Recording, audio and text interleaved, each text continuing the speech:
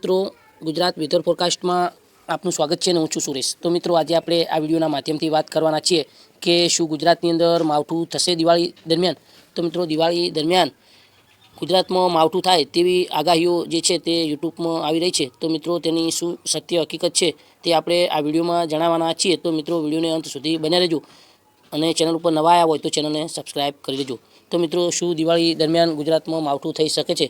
તો મિત્રો આપણે વાત કરીશું કે દિવાળી દરમિયાન એટલે કે આજે તારીખ 11 ઓક્ટોબર અને 11 ઓક્ટોબરથી લઈ અને મિત્રો 20 ઓક્ટોબરની વચ્ચે ગુજરાતમાં ખાસ કોઈ માવઠું થાય તેવી શક્યતા ઓછી જોવાઈ રહી છે।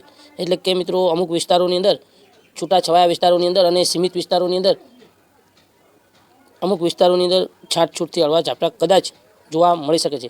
બાકી કોઈ ખાસ મોટું માવઠું અને નુકસાનકારક માવઠું થાય તેવી શક્યતા મિત્રો હાલ જે છે તે ઓછી જોવા મળી રહી છે। એટલે કે દિવાળી સુધી માવઠાની શક્યતા જે છે તે થોડી ઓછી જોવા મળી રહી છે। એટલે કે ખાસ કોઈ ભારે માવઠું થાય તેવી શક્યતા ઓછી જોવાઈ રહી છે। ત્યારબાદની મિત્રો વાત કરીશું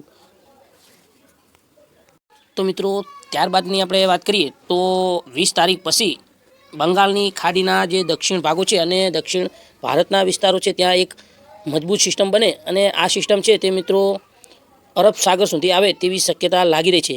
અને તે જ સમયે મિત્રો ઉત્તર ભારતની અંદરથી મજબૂત વેસ્ટર્ન ડિસ્ટર્બન્સ આવે અને તેનો ટ્રફ છે તે ગુજરાત અને અરબી સમુદ્રના ભાગો સુધી આવી શકે છે। તો મિત્રો આ સંજોગોમાં ગુજરાતની અંદર માવઠાની શક્યતા ઊભી થઈ શકે છે। તો તેની શક્યતા પણ મિત્રો અત્યારે 50% ગણીને ચાલવું। તો મિત્રો આપણે તમને બતાવીશું કે જે બંગાળની ખાડી અને દક્ષિણ ભારતની અંદર જે સિસ્ટમ બનવાની છે તે તમને આપણે બતાવીશું। તો મિત્રો તમે હવે જોઈ શકશો કે જે બંગાળની ખાડીની અંદર જે મજબૂત સિસ્ટમ છે તે બનવાની છે તે કઈ તારીખે બનશે અને તે પણ આપણે તમને બતાવીશું। અને મિત્રો આ સિસ્ટમ છે તે અરબ સાગરમાં જાય તેવી શક્યતા વધારે જોવાઈ રહી છે।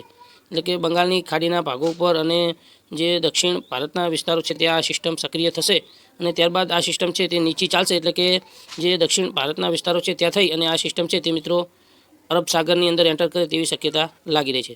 તો મિત્રો અત્યારે આપણે તમે જોઈ શકો છો કે આ 20 તારીખનો મેપ છે અને સિસ્ટમ છે તે મિત્રો દક્ષિણ ભારતના વિસ્તારો પર સક્રિય જોવા મળી રહી છે। એટલે કે મિત્રો જે આ વિસ્તારો છે ત્યાં સિસ્ટમ તમે જોઈ શકો છો કે જોવા મળી રહી છે। આ વિસ્તારોની અંદર તમે મેપમાં પણ જોઈ શકો છો કે આ વિસ્તારોની અંદર આ સિસ્ટમ છે અને આ સિસ્ટમ છે તે મિત્રો આ તરફ આગળ વધી રહી છે। તમે મેપમાં પણ જોઈ શકો છો કે સિસ્ટમ છે તે અરબ સાગર તરફ આગળ વધી રહી છે। તો મિત્રો તમે મેપમાં જોઈ શકો છો કે જે સિસ્ટમ છે તે મજબૂત જોવા મળી રહી છે અને અરબી સમુદ્રના ભાગો છે ત્યાં આગળ પણ વધી રહી છે। તો તમે મિત્રો જોઈ શકો છો કે જે અરબ સાગરવાળી સિસ્ટમ છે તે બંગાળની ખાડીવાળી સિસ્ટમ છે તે અરબી સમુદ્રમાં આવે તેવી શક્યતા જોવાઈ રહી છે। એટલે કે આ વિસ્તારોની અંદર આ સિસ્ટમ છે તે એન્ટર કરી શકે છે અને મિત્રો તેનો ઘેરાવો પણ વધારે મોટો જોવા મળી રહ્યો છે। અને તે જ સમયે મિત્રો જે ઉત્તર ભારતના વિસ્તારો છે ત્યાંથી એક મજબૂત વેસ્ટર્ન ડિસ્ટર્બન્સ પણ પસાર થઈ શકે છે। તો મિત્રો આપણે તમને એ પણ બતાવવાનો પ્રયાસ કરીશું। તો મિત્રો અત્યારે તમે જોઈ શકો છો કે જે દિલ્હીના ભાગો છે ત્યાં તમે જોઈ શકો છો કે એક મજબૂત વેસ્ટર્ન ડિસ્ટર્બન્સ જોવા મળી રહ્યું છે।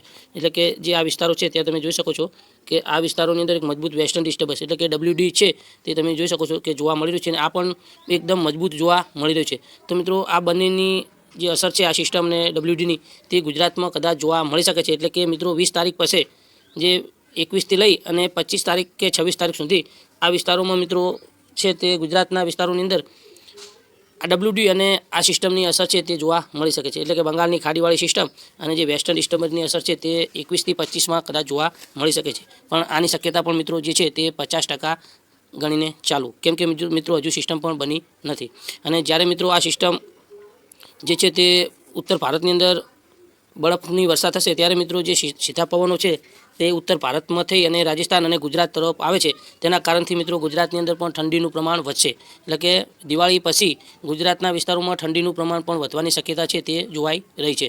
તો મિત્રો આ વિડીયોમાં બસ આટલું। વિડીયો ગમે તો વિડીયોને લાઇક શેર અને ચેનલને સબસ્ક્રાઈબ કરજો। આભાર।